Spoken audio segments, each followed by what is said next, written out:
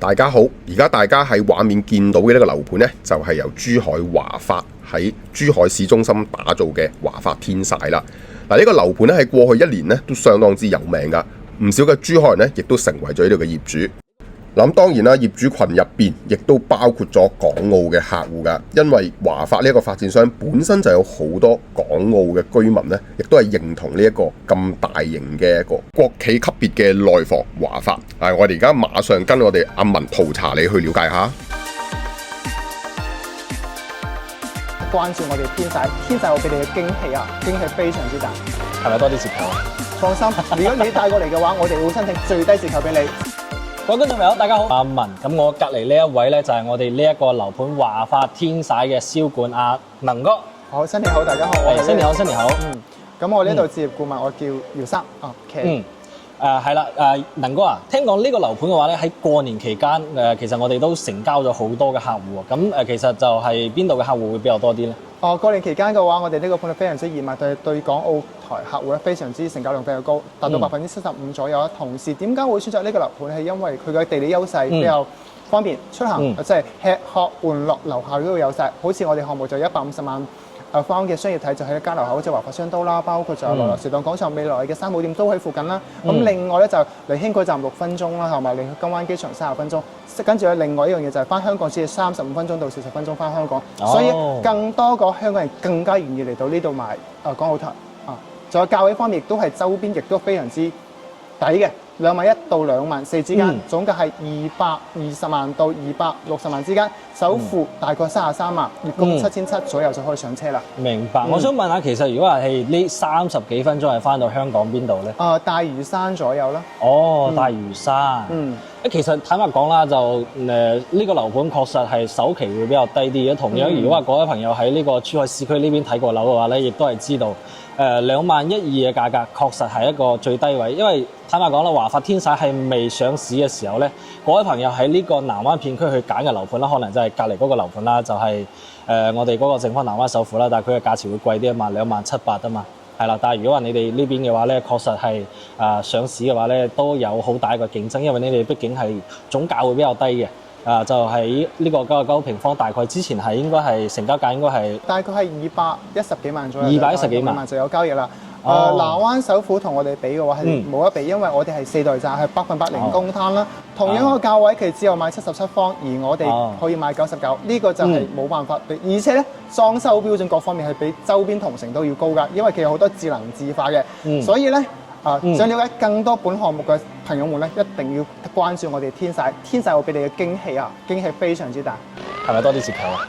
放心，如果你帶過嚟嘅話，我哋會申請最低折扣俾你，所以就一定要揾我哋自家兄弟啦。係啦，OK。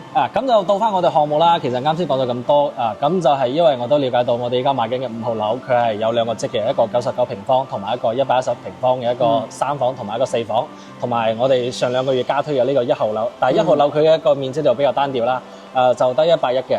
係啦，第二依家我哋其實呢幾個月都帶好多嘅客戶過嚟，對於呢個99嘅話咧，亦都係覺得係 OK 嘅，係夠用嘅。但係就可能依家樓層都冇幾多啦，係啦。係啦，5號樓即將馬上清盤啦。但係大家唔緊要，我哋4號樓即將馬上喺3月份即時加推，跟住咧佢仲會加推一個之前冇嘅一個產品，就係99做到南北通透戶型喎。跟住而家咧就係先交5000蚊誠意金鎖定單位，到時價位一出直接轉訂嘅話，尤其係南北通透99非常之稀缺，只要嗰棟樓先有嘅。咁其實我哋坦白講啦，我問你一個問題就會可能會比較直白啲啦，唔好介意啦。我哋整個小區咧，其實佢係一個 L 字型嘅。咁我哋一個5號樓、1號樓同埋隔離嗰套號樓係2號樓啦，佢係相對係會比較開揚啦，因為係望住外面啦。但係坦白講，嗰一條就係隔離係望住嗰個樂頤居嘅喎。會唔會話覺得嗰個私隱性到時候會比較差啲咧？你問呢個問題問得非常之好，但係我哋上過去睇之後，4號樓有4號樓嘅優勢。首先安靜，第二佢嘅園林綠望嘅出邊嘅園林景觀亦都非常靚嘅。佢個望樂頤居嘅所有嘅園林景觀。第二方面嘅話，佢嗰個周邊嘅高層可以睇到出邊嘅前山河景觀，非常之靚仔。第三嘅話，佢可以睇到整個我哋小區入園林景觀。第四，佢個亮點好大，嚟到現場你就知道啦。仲加上我哋呢個項目嘅容積率非常之低，其他樓盤都去到3.5到4，而我哋係2.5容積率。慢先。咁呢個4號樓佢總高之餘嘅話咧，佢係一個2梯4伙嘅。我覺得呢一座有個最大一個亮點嘅話咧，我哋睇翻佢嘅01單位，01單位佢做到一個99平方一個3房南北通嘅一個單位嚟嘅。我哋可以睇到啦，佢呢個餐廳啊，直對住嘅話咧就係我哋露台呢邊啊，所以佢基本上係一個南北通單位。同樣佢呢個客廳嘅話咧，佢係做到非常之大嘅一個橫廳嚟嘅，唔會話同住我哋一個餐廳連埋，所以佢嘅一個空間性嘅話咧。我哋單可以睇到圖紙呢邊啊，呢個戶型到時候一定係非常之搶手嘅，係啦，非常之搶手嘅。咁其餘一個啦，就係呢一個04單位都係99平方，佢就係同我哋之前嗰個5號樓嘅嗰個99平方嘅單位基本上就係一模一樣嘅。稍後我哋都會再去樣板間嗰邊去重溫一下，俾大家去睇一睇，係啦。咁就係我哋02以及我哋一個03單位嘅話咧，佢就係我哋比較之前都有介紹過嘅呢邊嘅嗰個111平方嘅嗰個4房啦。呢個就係我哋之前介紹嘅，但係可能係呢個03嘅話咧，呢個單位目前佢有嘅示範單位同埋佢依家賣緊嘅呢個咧係唔一樣嘅，但係我哋都要等一等。但我個人覺得，如果係呢一座值得去推介嘅話咧，就係可能係呢個01單位啦。係啦，咁佢睇佢嘅呢個戶型嘅格局，後面會唔會話有上市咧？我哋都要等佢發展商嘅通知啦。係啦，好啦，咁依家就同大家去介紹下華發天璽目前唯二嘅一個示範單位。咁第一個咧就係我哋99平方，亦都係我哋主要介紹嘅呢一次嘅呢個示範單位。係啦，佢99平方係做到一個3房嘅。咁介紹之前嘅話，我哋先嚟睇一下公區先。咁就公區中間呢邊嘅話就係佢出嘅話就係我哋2個電梯口啦，但係我哋電梯口出嚟去到每一戶一個單位嘅話咧，大家可以睇到佢都係屬於一個獨門獨戶嘅呢一種嘅，係啦，互不打擾，就係佢基本上咧成個平面圖一個格局嘅咧，佢係類似嗰種飛機型錯開嘅，係啦，咁呢一種嘅話咧，私密性會增加啦，同樣就唔會話因為隔離有戶喺門口放住一啲鞋櫃或者係雜物喎，到時門口會有啲鄰里之間去拗撬啊！我覺得目前最新嘅呢啲產品嘅話咧，呢一種設計可以係避免咗我哋鄰里之間嘅一個溝通嘅一個情況嘅，係啦。咁就入嚟發展商係一大精裝交付嘅門口嘅呢一個門咧，你好似類似呢一種銅質嘅大門嚟嘅，但係佢唔係銅質啊。唔係銅質嘅，同埋佢呢個智能密碼鎖嘅交標咧都係發展商嘅，但我覺得現時佢嘅交標係會高咗好多嘅，佢指紋喺呢邊入面嘅，咁就係呢度會有個密碼啦，下面就係佢拍卡同埋佢嘅一個鎖嘅一個位置啦。同樣佢入面呢邊係會有個 mon 嘅，但係佢呢個我唔知道點樣整，唔好意思，係啦。係會比較高端少少嘅，咁因為佢話係佢一個智能化，佢究竟係智能化會邊度咧？第一個目前係會比較常規嘅一個中控智能板啦，都係我哋現時嘅交標啦。咁佢係可以連接我哋嘅手機嘅。同樣，如果話係我哋香港準備翻到屋企嘅時候咧，我哋可以預先咁打開我哋一個熱水爐啦，同埋打開呢啲窗啦，同順便係換一換氣啦。咁樣嘅話咧。等到我哋翻嚟嘅成個屋就唔會有其他啲異味啦。咁我哋上面呢度咧，大家有冇睇到呢一個？佢係類似嗰一種感應嘅，即係我哋一翻到去嘅話咧，就佢會有一個感應係連住我哋呢邊嗰個 app 嘅女士附近。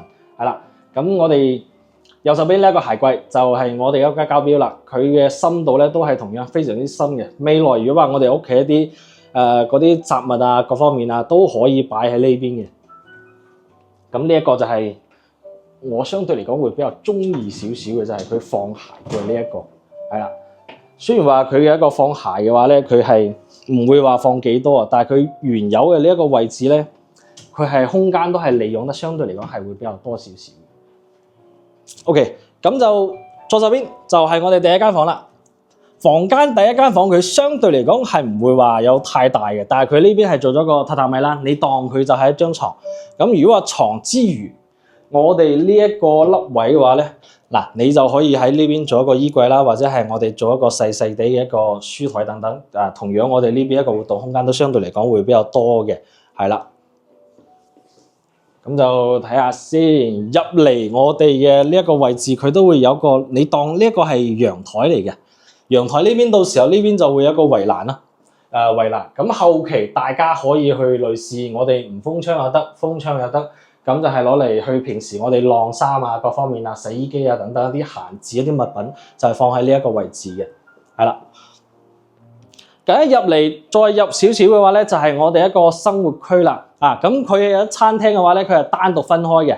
後面我哋呢邊就係我哋一個客廳啦。客廳同埋我哋各方面嘅話咧，呢邊你當開一個書房，佢一個闊度同埋一個深度嘅話咧，相對嚟講係睇落去係非常之舒服嘅，係啦。咁然之後我哋先睇翻我哋一個餐廳啦。我覺得係唯獨點解要介紹呢個有裝修嘅示範單位咧？可能我覺得大家要去留意啊，佢呢個櫃啊，其實呢邊係做得會比較深少少嘅。佢嘅冰箱係擺喺我哋餐廳嘅呢個位置，係唔係幾人性化嘅？唔係幾人性化，你睇真係唔係幾方便啊！攞個嘢都唔方便，真係唔係幾方便。所以基本上後期可能大家去參考嘅話咧，一定要避免呢一種嘅設計。可能放冰箱喺放喺嗰度係相對嚟講係會比較舒服，但係我哋餐廳咁樣嘅話咧，可能要擺後少少啦，或者係到時大家諗下點樣去整咯。反正我個人覺得我暫時係諗唔到有其他比較好嘅，係啦。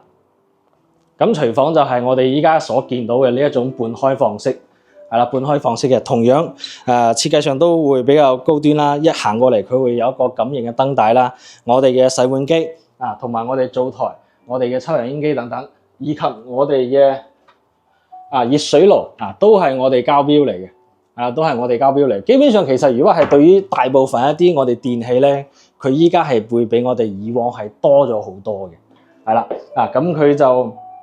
呢個廚房基本上空間係夠用噶啦，咁我哋同樣我哋嘅廳嘅呢一個風管機咧，都係發展商嘅交標嚟嘅。如果話呢個單位佢買落嚟，我哋究竟要整啲咩咧？基本上就係做一啲訂製櫃啦，同埋係買少少嘅家私。咁如果係電器方面，究竟係買咩咧？就係我哋嘅一個洗衣機以及我哋嘅冰箱同埋我哋嘅電視，基本上就係夠噶啦，唔使話太多有啲咩。如果話想要追求少少，可能就再買個掃地機械人啦。OK， 先睇我哋主人房。咁我哋主人房現時一個最新嘅一個4大宅嘅話咧，基本上都係一個270度一個採光面，係一個採光係非常之夠嘅。同樣其實呢張床嘅話咧，唔使點樣去度，基本上都係一個 queen size 嘅。就算係你放一個 king size 2米乘2米，佢基本上兩邊三邊落床一個空間都係非常之夠嘅。係啦，咁就呢邊入嚟嘅主人房呢邊，佢呢個位都可以參照咁樣去做一個細細啲嘅衣櫃咯。係咯，咁就係我哋嘅主人嘅洗手間啦，就話不多說，係啦。咁就呢個係公區嘅一個我哋嘅洗手盆啦，同埋我哋嘅沖涼一個位置啦。咁呢間就係第2間房啦，第3間房啦。咁其實呢間房望出去嘅景觀咧，如果係呢一座基本上望出去就係我哋一個珠海大道啦。咁如果話高層少少就係望到我哋呢個黑白面將軍山嘅。咁如果話後期我哋加推嘅嗰個4號樓嗰邊嘅話咧，佢就望住我哋望住後面一個景觀嘅啦。如果係按照呢個單位99平方，雖然話啱先佢話2萬1起啦，但係都係低樓層。我按照佢22,500嘅價格咧，大概都係220萬左右。係啦，220萬。如果係首期方面咧，大概係一個35萬左右就可以買到呢個單位啦，係啦，就可以買到呢個單位啦。咁後期佢究竟加推如何咧？最新嘅加推時間係幾時咧？我哋亦都會同大家去更新一個情況嘅。咁佢仲有其他單位110一平方，但係佢嗰個110一平方就現時係比較多嘅選擇，暫時稀缺性比較多都係呢個細單位99平方嘅，係啦。好，我哋沿住呢邊一路行啊。雖然呢個屋苑咧就唔係好大，得5座嘅啫，但係佢係做得好別緻、好緊湊啊！我哋繼續向前行咧，其實就會係兒童一個遊樂設施。咁我頭先講嘅咧，兒童嘅飯會所啦，5座樓下咧就係正正咧做咗呢一個設計啦。咁佢5座嚟講咧有唔同嘅功能、唔同嘅設計。咁依家公開咗嘅咧、公佈嘅咧就係一個兒童嘅飯會所喺呢度玩。咁我由頭先轉乘呢啦，行住樂園，沿住呢邊咧就一路行過嚟。咁左手邊咧已經係5座嘅大堂 lobby 嚟㗎啦。咁呢一個咧就華發嘅叫做智慧嘅4.0設計啦。咁其實都係好多智能家居嘅，包括咗人面識別。咁當然佢而家開放參觀嘅關係啦，所以就我個樣都錄咗入去㗎啦。咁啊好方便嘅，翻嚟又唔使帶門卡，又唔使帶門禁，唔使帶鎖匙，哇好靚喎！成個6米中空挑高嘅特高嘅樓底啊，一個景觀一個設計，好正。咁啊入到嚟要轉一轉喎，再轉一轉，轉2個彎，咁就過到嚟我哋嘅搭 lift 啦。咁啊示範單位今次咧就喺4樓，咁我哋一間即管上去睇下。灣區置業要揾可靠具誠信，要有香港團隊同香港辦事處嘅代理幫你手。歡迎上我哋自家兄弟旺角總店呢度傾傾啦。喺呢一度我哋可以提供舒適同具私隱度嘅環境，同你洽談樓盤細節。前往嘅方法相當簡單，你只需要喺油麻地站嘅 A1 出口轉翻過嚟彌敦道呢一邊，向太子方向行過去，約1分鐘嘅時間呢，你就已經可以嚟到銀座廣場啦。又或者你可以旺角站嘅 E1 出口向尖沙咀方向行6分鐘，一樣可以嚟到銀座廣場。詳細嘅地址就係影片嘅下方。咁啊呢邊嘅即特別簡單啦，依家睇過112啊，第二個咁啊2個互認嘅啫。咁啊即管入去睇下，其實呢個走廊仲長喎，走廊可以跑。喂，擺1部單車、2部單車、3部單車都得。係。咁啊鞋唔使擺屋企啦。因為其實點講咧，頭先個位置啦，係啦，安全出口走火通道呢個位置係防火門。即係顧名思義咧，呢個位置入邊嘅你嘅就係我哋嘅空間啦。係，冇錯冇錯。因為你唔阻到其他人咧，其實按常理上啦，都唔會話去特別去投訴你或者點樣。當然你唔可以太過分，完全失晒。係啦，係啦，係啦，冇錯。嗱，就同啱先咁都係一樣咯。入門右手邊呢一個鞋櫃，同樣入去都係有個咁深嘅位。哇！係啦，薄呢都可以嘅。呢個就全贈送嘅。係呢個薄2個。薄呢好玩俾呢個小朋友。啱先我哋冇講咧，佢依家話發佢呢一個單位啊，佢呢個小區啊全副交標係呢個全屋嘅一個中控嘅。中控智能家居啊，咁啊佢哋頭先一大入門口啦，我哋嘅 lobby 啦都係智能家居啦。咁其實你如果初期喂盞燈仲開住喎，房入邊係咪要即刻熄咧？咁樣撳離家模式，係啦，基本上全部熄晒㗎啦。有更多啲場景啊，或者係我哋歸家啲模式可以設定嘅。咁譬如啦，我哋依家叫做翻到嚟屋企啦，就撳屋全開或者係回家模式啊，就 O K 噶啦。係啦。咁啊一個智能家居一個便利咯，唔需要話去到臨出門口先又入去閂門啊，着完鞋啦，又要入去閂門啊咁樣麻煩啦。咁我哋而家睇睇啦，呢一個空間嘅話就係比較大風啊今日。係啊。嗱呢個都係佢交標一個露台啦，你當佢呢一個生活露台，始終係就呢個係放洗衣機啊，各方面曬衫啊，都係會比較常規一個位置嚟嘅。呢個就係個客房啦。客房嗱，到時佢交標咧，佢唔係磨砂嘅，佢係透明嘅。佢呢度係透明嘅，因為即係外面喺度施工緊，係啦，外面喺度施工緊，佢呢個就透明嘅，係啦。咁呢個就第一間房咯。咁再入嚟，佢就係佢有一個公區嘅洗手間，係啦。咁啊採光都好足喎。當然啦，你就要做啲窗嘅，做啲嗰個磨砂嗰啲嘅，呢個就唔可以係啦，都始終比較私隱嘅沖涼方面。所以其實如果話對比啊，即係雖然話個人係點樣啦，但係呢兩個單位咧，我覺得係99平方嗰個，我係會比較中意啲。我哋再睇下點解會比較中意啦。翻嚟嗱呢度就佢嘅廳咧就5米闊嘅，5米闊。我可以咁樣理解啦。如果112咧就多咗個飯廳，獨立嘅飯廳。獨立唔係佢都有，但係嗰個99都有，但係嗰個就細啦。嗰個細嘅，呢個所謂嘅獨立咧，你自己可以一個可以整個飯廳，嗰邊就唔得啦。始終你係要同叫做可能廚房啊嗰邊隔離個空間一齊共用啊。係啦。係啦，雖然都係一體啊，但係佢係一個 L 字形。會見使好多，加埋南北對流。係啊，同樣嘅話就，但係佢呢個廳就會細少少咯。佢呢個廳咧就5米嘅，當然啦，佢呢個餐廳位置咧係會大啲。係啊，呢度就各有各好咯。整個10人台都絕對冇問題嘅。係啊，10人台。咁然之後呢個廚房咧就會深啲啦，會深少少。同樣佢就預留咗呢度放一個大冰箱位置啦。雪櫃位置。係啦，都預留埋。都預留埋。咁然之後，啱先我哋嗰個99平方就冇咯，要諗一諗嗰個冰箱係點樣放。咁啊，頭先我討論嘅都執得 OK 嘅。咁你見到佢交標嚟講咧，你見到呢度啲插座啊，係啦，咁啊，可能係向呢邊嘅，可能你有啲煮食啊、爐具啊、電磁爐啊，呢啲全部都係呢度插，呢個上就用到噶啦。其實好細心嘅，係啊大部分以前嘅發展商咧就只係留一個插座俾你。係啊，呢邊啫嘛。你如果話你做咗櫃之後咧，一定要加啲插蘇位嘅，但係佢依家係整咗一啲咧，你後期真係會慳時慳力慳咗好多啲。幫你諗埋，仲有3個排位喎，都好少可噶啦。嗯。係啊，你睇下有3個排位。好，我哋轉一轉咧，過嚟睇一睇。嗱，佢就2間房咯。都大喎。係啊，大嘅。如果你咁睇咧，其實我度一度啊。嗯。我再嘗試下。2.7。2.7，我睇下先。2.9。2.7乘以2.9，呢間房係差唔多7.8個平方，係啦，7.8個平方。7.8個方。呢個咧我預就細10% 度啦，應該7個方左右嘅。係呢個就6.7個方左右，會比啱先嗰個會細少少，係啦。佢長度就一樣，只係話呢間房咧會窄少少。窄少少咯，係啦，窄少少。冇咁闊。佢景咧，依家我哋喺4樓，5樓，相對嚟講呢個景咧，我哋睇落去咧，佢都係會比較闊嘅。就前後呢個單位主要就前後嘅景咧，都係會比較開闊少少。咁始終處於南屏村，南屏叫做一個比較舊嘅老城區啦，比較早去開發咯。咁啊啲民房，如果所以我哋揀啦，你超過15樓啦，基本上景觀都好開揚㗎啦。因為啲民房可能有啲3到5樓不等啦，6層樓啦，咁有高少少就10樓咁樣，咁都係比較少嘅。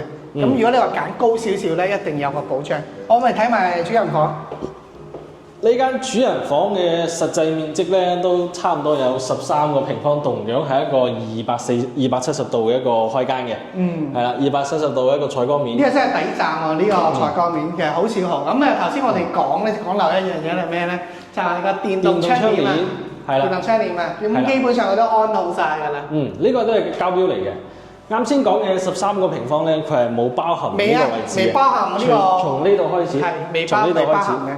呢個就大型嘅 L 字，叫做 U 字型嘅衣櫃啦。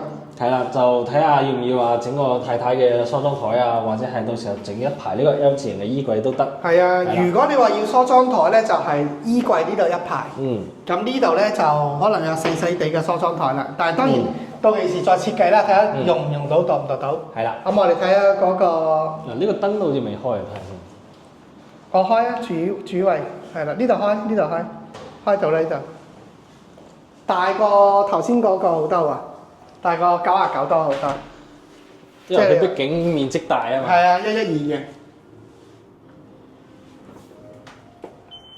但係佢嘅呢個價錢咧，確實係會低嘅。佢喺主城區呢邊，佢按照23000去計咧，佢面積咧呢個單位咧4房喺主城區大概只係250萬左右。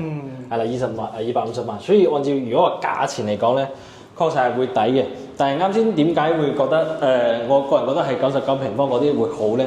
如果我哋係以一個度假或者係半投資型咧，嗰個單位啊，你始終係點樣睇前面係會比較開闊嘛。但係同樣呢個邊位咧，呢個係一個05單位，佢喺露台嗰邊係會睇到前面少少啲嘅，就唔知道有啲客戶會唔會介意咧？係啦，會唔會介意？咁如果你話以個方向或者寧靜方面啦，同樣睇到3件間南北對流。係冇錯。咁第二咧就係。特別係主人房啦，或者成個屋苑嗰個座勢嗰個設計啦，呢邊咧就會偏向自己內園嘅，係會偏向內園。噪音方面咧，一定係會更加降得最低嘅，咁啊會再舒適啲嘅呢一個單位度。係啊，但係其實如果話按照呢2個單位嚟講咧，首期唔會相差幾多，因為就大概總價咧就差過30萬左右。如果話30萬按照我哋嘅嗰個首期嚟計，大概只係多過幾萬蚊咯。得6啫嘛。係啊，6萬蚊左右。多6萬蚊咯。